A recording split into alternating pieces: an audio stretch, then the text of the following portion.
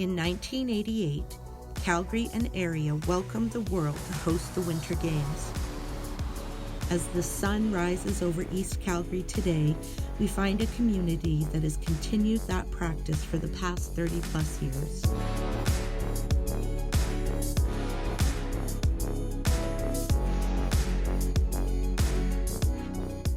The Greater Forest Lawn area has a rich history dating back to the 1883 surveys when today's 17th Avenue Southeast was a section line. Over the years, the area grew, and the villages of Forest Lawn and Albert Park became one, incorporating as the town of Forest Lawn in 1953, and finally being annexed in 1961 to become a part of the city of Calgary. 17th Avenue Southeast, now known as International Ave, was originally slated to be a 6-lane thoroughfare, just another contribution to the urban sprawl planning of the 1970s. Although the first phase was completed and some streets were blocked off, not much else changed, except for the area getting a bad reputation in other parts of the city. Having lived in Calgary 21 years at the time, I was drawn to the Greater Forest Lawn area due to its central location and more reasonable housing prices. Since moving here in 2006, I couldn't help but notice numerous and continuous improvements. Having to stay close to home over the past year of COVID restrictions has given me an opportunity to explore International Ave. What I found is a neighborhood filled with hard-working, dedicated people that have embraced diversity and created a multicultural hub where you can walk, shop, eat, and play, even in the middle of February. Being an aspiring filmmaker, I thought it would be interesting to share some of the stories and thoughts of other people in the community. Hi, I'm Allison Karim-McSweeney, and I'm the Executive Director of International Avenue BRZ. International Avenue is east of Deerfoot, 26th to 61st Streets, and it's a wonderful place to visit. We have well over 400 businesses that are extremely diverse, and it creates a really wonderful place to visit and also a place to live. I'm Larry Leach, proud Executive Director of 12 Community Safety Initiative, which is 12 communities in East Calgary. The reasoning we picked those 12 communities really was because that's the Calgary Police Service's District 4. Most of those communities center along and around International Avenue. So they first formed the BRZ in 1993, and I was the very first Executive Director hired. And I've been here pretty much except for 2.5 years. I went downtown and then I thought, I really love it back in Forest Lawn. I have to go back. That's where my heart is. What has changed over the years? Well, this organization is almost 15 years old. Originally, it was really just a group of volunteers trying to put this together. They hired me 4 years ago as the first executive director. Our newsletter has been going since I started. There's all these safety tips and community news that just wasn't getting out there. And I honestly don't know how you grow community and grow a community association without a way to connect with people. Any opportunity that you have to communicate, whether it's standing on the corner shouting, whether it's handing out flyers, whether it's being in a newsletter, whether it's Facebook, Twitter, Instagram, TikTok, however you want to communicate media-wise, you've got it, right? And that you've got to engage people.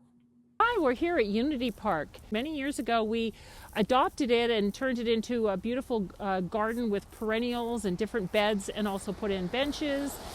Over the course of the improvements along 17th Avenue, the city was very generous in working with us to create something that would be a community square. One thing that became very clear to us was it was called Forest Lawn, and yet there were no trees. So way back in 98, 99, and 2000, we took it upon ourselves to plant 300 plus trees along the boulevard. Now, but there's so many different pieces of art down the avenue, and that speaks again to if you don't see yourself reflected back in your media, in your art, in all those things, you don't feel like you're part of the community. We wanted to showcase what a lot of the culture is in this area and a lot of the history. And so all we did was we funded the murals, And an artist would be chosen by whatever group the mural was depicting, and then they would give direction on what they wanted to see. We felt that diversity and color was something that really was very quintessentially International Avenue. So people may note that there's all sorts of banners that are up and down the street. They're lit. The businesses actually pay for the power to light these in a very special way. So it's a really lovely place to visit at night. The colors are just amazing. We have well over, I think, 32 different banners that are up and down the avenue. Having lived in Greater Forest Lawn myself for the past 14 years, I thought I might be a bit biased. So I chatted with some people who also live and work in the area. My name is Kortop. I was born and raised in Sudan, now South Sudan. When I came to Canada years ago, Sudan was one country, but now it's two different countries. I came to Calgary almost 19 years ago. And Greater Forest Lawn has been my home for the last almost 19 years. My name's JP Taverge, and I'm born and raised in Calgary. I have lived all around the city, lived first in the northeast, then journeyed over to the northwest, finally finding myself in the southwest for a long time, until now that I've been able to move into the southeast. My name is Huxley Taverge. I'm 10 years old, and I'm a fifth generation Calgarian. I'm Sally Chutchage. I'm originally from Western Australia. I've lived in Canada since 2011, so I've been here 10 years this year. We just loved how big the backyards were. In our little city condo, we didn't have a backyard, and so to be able to have this much space.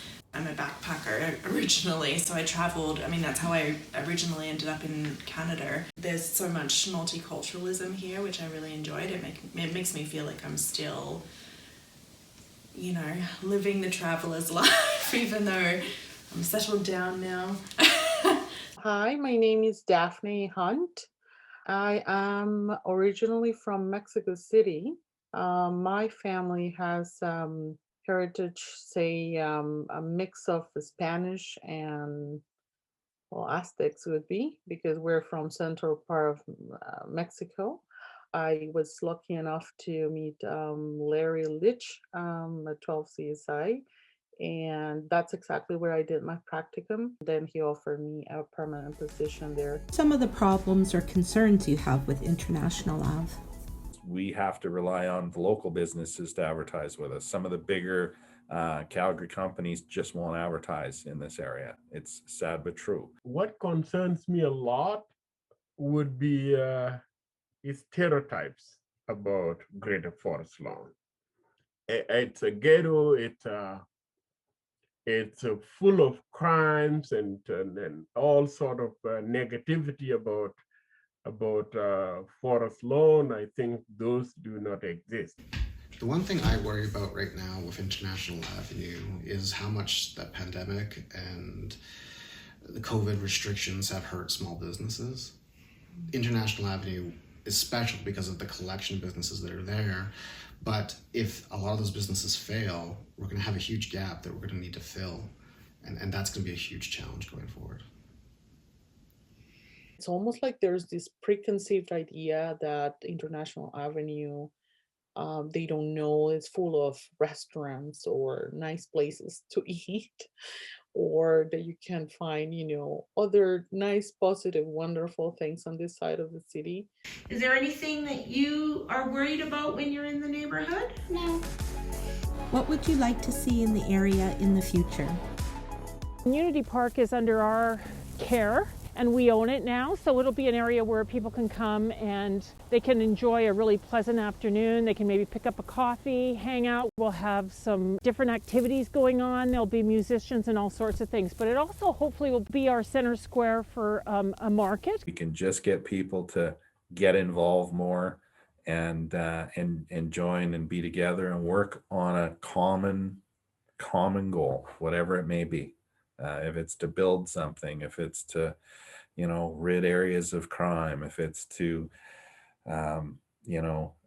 clean things up. If it's, community cleanups are a big passion of communities, and it's a shame that we haven't been able to do them over this period, but those are real good community building, unifying events. And if we can do more of that. Seeing some significant structure of First Nation on International Avenue would be something that I would like to see too in the future. Would love it to be a place that people could come for the day, go for some shopping, some, cool fashion from all over the world, and then stop and get their food, and then make a whole day of stay on the Ave. So I think there's a lot of potential to tell some really cool international stories in this area, and I'd like to see more filmmaking done here. More care to this area, more love to the area, like to distribute resources, in the same way that you would do for the other parts of the city, to promote this area as well, to help businesses thrive. Something I would like to see is like an arcade. What are some of your favorite places? I have the great privilege of representing so many amazing businesses and places that you're not going to find anywhere else. Ooh, wow. Wow. Can I name a few? Jason's Corner. Unity Park. Unity Park. In Unity Park. White Nile store. Green Cedars. Green Cedars Market. Deals, tools, and such. Indonesian Kitchen. The Shawarma Palace. Level Up. Is gaming a culture? The Desert Peter and Grill. Golden Cactus. The Hong Kong International Market. Big Al's Bar and Grill. Jeannie's Boutique. Ilkman's. Ilkman's Sausage Shop. Yegna. Yegna. Yenya Ethiopian Restaurant.